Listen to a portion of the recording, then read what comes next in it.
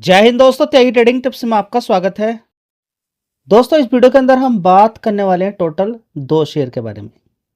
जब कभी बड़ी गिरावट होती है तो रीजन ढूंढने की कोशिश करते हैं लोग कि गिरावट क्यों हो रही है। पहला रीजन ट्रम्प। जी 50% के टैरिफ का इस पर क्या असर है। इजराइल ईरान की लड़ाई का इस पर क्या असर है। देखिए, असर ये चीज़ का होता है कि जब कोई शेयर आप खरीद रहे हैं पूरे पोर्टफोलियो के अंदर उसकी भी होल्डिंग होती है, और जब प्रेशर नीचे की साइड में होता है किसी भी रीजन की वजह से, तो जो शेयर सही होंगे उनके अंदर भी गिरावट हो जाती है। फिलहाल अगर इसकी बात करते हैं तो अभी हाल फिलहाल में आपने देखा होगा कि जितने भी ब्रोकर हैं, देखिए 2500 रुपये के आसपास था ये शेयर, जब एक शेयर के बदले में 10 शेयर इस कंपनी ने दिया है 26 फरवरी के आसपास। कितना? एक शेयर के बदले में 10 शेयर। उसके बाद से इस शेयर के अंदर लगातार गिरावट है। आप ये मान सकते हैं यहाँ पे 246 रुपये से गिर गिर कर यहाँ पर पहुँच चुका है, और ये 246 के अकॉर्डिंग अगर हम देखते हैं तो लगभग ये गिरावट आप 10% या 8-9% की गिरावट मान सकते हैं। स्प्लिट होने के बाद एक शेयर के बदले में 10 शेयर मिल जाता है अगर 1:10 का स्प्लिट मिला है। उसके बाद शेयर एडजस्ट हो गया, 2500 रुपये के आसपास का था, तो 2500 रुपये के आसपास का जो शेयर था वो आज की डेट में 219 रुपये हो गया। एक शेयर के बदले में 10 शेयर मिल गए। तो सबसे पहले आपको समझना होगा कि आईपीओ का भाव कितना था, 250 रुपये के आसपास। तेजी बनती चली जाती है, शेयर पहुंच जाता है 250 रुपये से भी ऊपर, लगभग 4000 रुपये के आसपास। उसके बाद इसके अंदर गिरावट होती है, फिर ये पहुंच जाता है 2500 रुपये के। काफ़ी बड़ी गिरावट होती है, एक दो बार, कई बार नीचे की साइड में, फिर ऊपर की साइड में भाग जाता है। तो पहला कि फ्यूचर एंड ऑप्शन के अंदर बड़ा ही सरकार के द्वारा बड़ा ही कठिनाई हो चुकी है। देखिए, पहले से ही बता के रखना पड़ता है ब्रोकर को, पहले ही दिखाना पड़ेगा कि लगभग जो भी फ्यूचर एंड ऑप्शन के अंदर काम करने वाले लोग हैं उसमें से 93% बर्बाद हो जाते हैं। ठीक है, तो जो भी कॉल पुट के अंदर आया वो चला गया बर्बाद होके, सीधी सी बात है, बर्बाद होके चला गया। मेंटेन करने के लिए आपको मालूम है क्या क्या करना पड़ता है। ठीक है, तो जो इतना रिस्ट्रिक्शंस बार बार लगाए जा रहे हैं फ्यूचर एंड ऑप्शन के ऊपर, वो सारा खेल यहाँ पर देखने को मिल रहा है। साथ ही ब्रोकर की कमाई एमटीएफ के द्वारा दुनिया भर के सारी चीज़ें इंट्राडे मारते हैं लोग, उससे भी पैसा बना के ले जाते हैं। एसटीटी का रेट अभी बढ़ा दिया, उसकी वजह से भी अगर देखते हैं लोग कि ब्रोकरेज इतना ही चला जाएगा, इतना टैक्स टोटल जा रहा है, तो उससे भी एक बड़ा असर देखने को मिलता है। अंधाधुंध पहले बहुत ज़्यादा खाते खोलते थे ब्रोकर, अंधाधुंध खोलते थे, लेकिन अब उस पर भी सरकार ने लिमिटेशन लगा दी है। खाते ज़्यादा नहीं होंगे तो फिर बड़ी दिक्कत होगी। ठीक है, सरकार ने यह भी बोल के रखा हुआ है, सरकार के द्वारा ये भी बोला गया है, आरबीआई के द्वारा ये स्ट्रिक्ट इंस्ट्रक्शंस दिए गए हैं कि आप लोन लेकर ट्रेडिंग नहीं कर सकते, लोन लेकर ट्रेडिंग नहीं कर सकते। तो ये बात आपको समझ में आ जानी चाहिए कि 219 रुपये का ये भाव इस समय है। गिरावट यहाँ पर देखने को मिल रही है। अभी गूगल पे आपको मार्केट कैप देखने को मिलेगा 1.99, यानी कि 1900 करोड़ का मान के चलें, लेकिन इतना नहीं है। मार्केट कैप कितना है इसका? 19,000 करोड़ का लगभग है। कितना?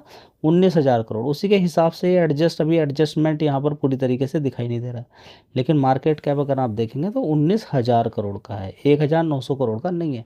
तो इसको देख के कोई ना खरीद ले। काफ़ी सारे लोग खरीद लेते हैं इसको देख के, इसको एडजस्ट करना चाहिए, लेकिन अब देखिए मेरे हाथ में तो नहीं है ना।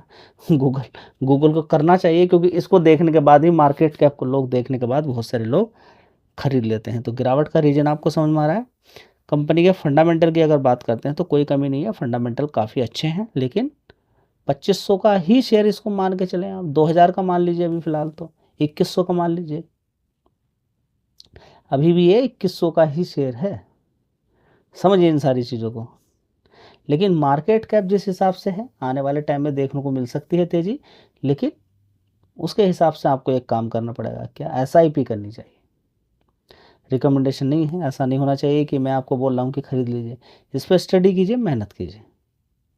दोस्तों देख लीजिए एंजल वन के यहाँ पर अगर रिजल्ट्स देखने की कोशिश करते हैं, एक साल पहले 1200 करोड़ का रेवेन्यू आता था, उसके बाद 1056, 1141 करोड़, उसके बाद 1200 करोड़, अभी देखेंगे 1335 करोड़। तो रिजल्ट्स काफ़ी अच्छे आए हैं। ऑपरेटिंग प्रॉफिट भी देख लीजिए 529 करोड़ का है, परफॉर्मेंस काफ़ी अच्छी है, लेकिन शेयर काफ़ी ऊपर था, उस हिसाब से सारा चीज़ एडजस्टमेंट होता है। तो पिछले 3 क्वार्टर के अकॉर्डिंग देखें तो रिजल्ट काफ़ी अच्छे हैं। 269 करोड़ का, एक साल के अकॉर्डिंग कम है। उससे पहले देखिए कितना शानदार प्रॉफिट आता था, समझ में बात आ रही है। तो ये इसको हम इग्नोर नहीं कर सकते। 300 करोड़ का प्रॉफिट, 200 300 करोड़ का प्रॉफिट कई बार देखने को मिला है, समझ में बात आई है। तो रिजल्ट्स अच्छे हैं, लेकिन उतने अच्छे भी नहीं हैं जितना आप समझ रहे हैं। चलिए, यहाँ पे अगर हम देखने की कोशिश करते हैं, एफ की होल्डिंग कितनी थी, 14% की, फिर 13% रही, अभी 12% की रही है। तो अगर ये बेचते हैं तो फिर गिरावट भी देखने को मिलती है। चलिए दोस्तों, अगला शेयर होगा इटर्नल जोमेटो। कौन सा शेयर होगा, इटर्नल जोमेटो। 233 रुपये का भाव यहाँ पर देखने को मिल रहा है। अगर हम यहाँ पर देखने की कोशिश करते हैं तो 368 रुपये तक ये शेयर पहुँच चुका था। कितना, 368 रुपये तक। और आज की डेट में अगर देखने की कोशिश करते हैं तो 231 रुपये का लो इसने अभी हाल फिलहाल बनाया है, 231 रुपये का लो। तो देख लीजिएगा 368 और आज की डेट में 233। गिरावट का मेन रीजन आपको मालूम ही है, ठीक है। इसके साथ ही अगर हम देखें तो ये कंपनी का मार्केट कैप काफ़ी ज़्यादा ऊपर पहुंच चुका था। ये बात मैंने जब ये शेयर हाई पर था, एकदम टॉप पर, मैंने कहा कि ये मौका हो सकता है जिन लोगों ने 40, 50, 100 रुपये के आसपास खरीदा है। मार्केट कैप बहुत ज़्यादा अगर बढ़ जाए तो पॉसिबिलिटी रहती है कि गिरावट हो जाती है। तो यहाँ पर अगर आप देखेंगे तो देखिए 217 मैक्सिमम चार्ट पैटर्न। कभी ये 40 रुपये का शेयर था तो चार्ट पे तो दिखाई नहीं दे रहा है, ठीक है। तो कोई बात नहीं है, लेकिन मालूम होना चाहिए कि ये शेयर 160 रुपये से भी गिर के 40 रुपये के आसपास पहुंच चुका था, और 40 रुपये से सीधा सीधा 368 रुपये तक मारा है। तो कितना बढ़िया पैसा इसने बना के दिया है। तो सेम चीज़ प्रॉफिट बुकिंग होती है। बिजनेस, दोनों ही कंपनियों के बिजनेस में कोई कमी नहीं है, बिजनेस बढ़िया है, लेकिन गिरावट पर ही खरीदना होता है शेयर को। दोस्तों, एक साल पहले अगर देखने की कोशिश करते हैं तो 5,405 करोड़ का रेवेन्यू आता था, उसके बाद 5,800 करोड़, 7,100, 13,590 करोड़। अभी देखेंगे 16,315 करोड़ का रेवेन्यू देखने को मिला। आप कहेंगे इतने बढ़िया शानदार रिजल्ट्स, फिर भी शेयर के अंदर गिरावट क्यों हो गई है। तो रीजन पहले से ही ऑलरेडी इतनी बड़ी तेज़ी बनी हुई है।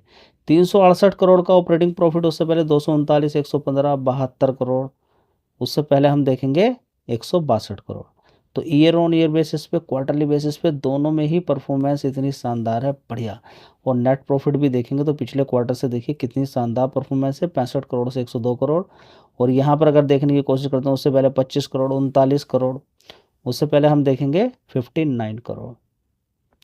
59 के अकॉर्डिंग देखिए बढ़िया 60, 70, बात करें 50, 40, 45% का जंप ऊपर की साइड में देखने को मिल रहा है, ठीक है। इस कंपनी के अंदर अगर देखें तो अचानक कर्ज यहाँ पर बढ़ गया है, ये भी देखना आपको समझ में आ जाना चाहिए कि 749 करोड़ का बोरोइंग था, बढ़कर 3,300 करोड़ का हो गया, ठीक है। रिजर्व्स देखेंगे 2000, यहाँ पे देखेंगे 29,900 करोड़ का रिजर्व्स। अच्छा है, अचानक कर्ज बढ़ा है तो ये भी एक चिंता वाली बात है, लेकिन बढ़िया कंपनी है।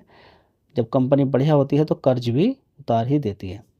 फिलहाल यहाँ पर देखेंगे हम कि DIS कभी 8% की होल्डिंग लेकर बैठे हुए थे, और आज की डेट में इनकी होल्डिंग पहुंच चुकी है 32%। ये निकलकर अभी भागे नहीं है। लेकिन FIs 42% से 39, 39 से 36। रीजन आपको समझ में आ गया कि FIs 52% से, यहाँ पे देखेंगे 54% से, 54% देखिए माल बेचा, ठीक है। तो आप देख सकते हैं कि इसने लगातार जो माल बेचा है FIs ने, और यहाँ पर DIs ने खरीदा है। बहुत अच्छी बात है, DIs ने खरीदा है, लेकिन FIs का एक बड़ा मेन रोल रहता है, और शेयर के अंदर इतनी ज़बरदस्त तेजी थी। FIs ने माल बेचा, जिसकी वजह से गिरावट देखने को मिल रही है। धन्यवाद।